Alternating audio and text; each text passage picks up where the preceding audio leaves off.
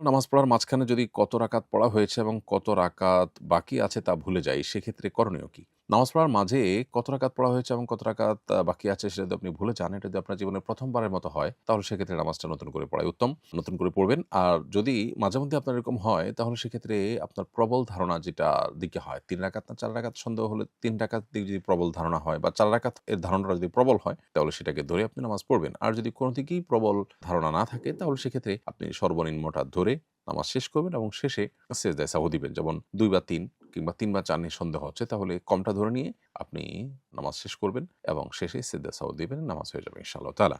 উমরায় মেয়েরা হাত পায়ের মোজা পরতে পারবেন কিনা? উত্তর হলো পায়ের মোজা তো মেয়েরা পরবেনই, ঢাকবেনই উমরাতে বা হজে। কিন্তু হাত মোজা পরা নিয়ে ওলামায়ে কেরামদের ইখতিলাফ আছে। ওলামায়ে হাম্বলি বা সৌদি আরবের ওলামায়ে কেরাম তারা সে সমস্ত ফকিহদের মতে হাত মোজা তারা পরবেন না মেয়েরা। এর সপক্ষেও নস আছে, দলিল আছে, সালাফের সাহাবা একরামের উক্তি বক্তব্য আমল আছে। আবার ওলামায়ে আহনাফের মুফতাবি কওল এবং তাদের গ্রহণযোগ্য মত হলো যে হাত মোজা পরতে পারবে। তবে হাত মোজা না পরে যদি ওড়না ইত্যাদি ঢেকে রাখা যায় সেটা সবচেয়ে ভালো, নিরাপদ। এবং এই মতের সপক্ষেও নস এবং কোরআন হাদিসের ভাষ্য রয়েছে। এরপরে প্রশ্ন হলো, যারা নামাজ পড়ে না তাদের জবাইকৃত পশু খাওয়া যাবে কিনা?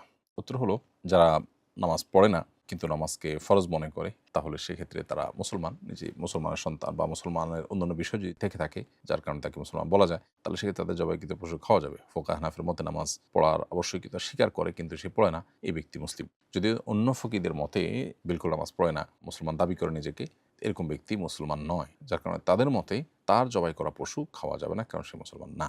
তো এখানে ওলামায়ে কেরামের মৌলিক একটা ইখতিলাফের জায়গা আছে, তার উপর ভিত্তি করে মূলত বিধানটা চূড়ান্ত হবে। ইমামের সাথে রুকুতে যাওয়ার সময় কি মুক্তাদি আল্লাহু আকবার বলবে? উত্তর হলো হ্যাঁ, ইমামের সাথে রুকুতে যাওয়ার সময় মুক্তাদিও আল্লাহু আকবার বলে রুকুতে যাবেন।